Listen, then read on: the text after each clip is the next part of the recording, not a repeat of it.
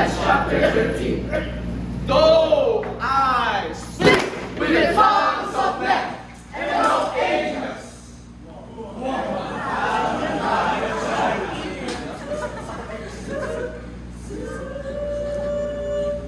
I have become a sounding brass for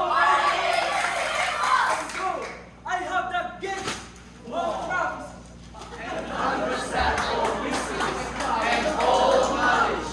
And though I have all faith, so that I can remove mountains, and have not charity, I am nothing.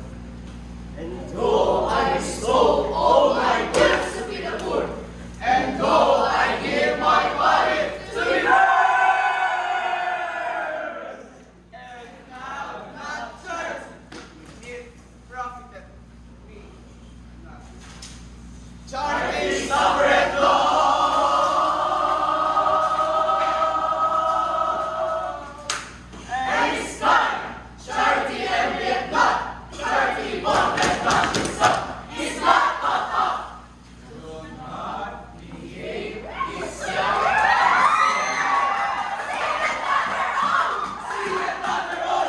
Is not easily provoked. Thinketh no evil. Rejoiceth not in iniquity, but rejoiceth in the truth.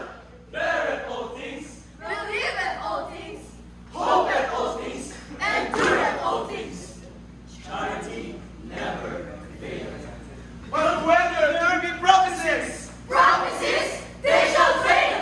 whether there be tongues, Tongues, they shall cease.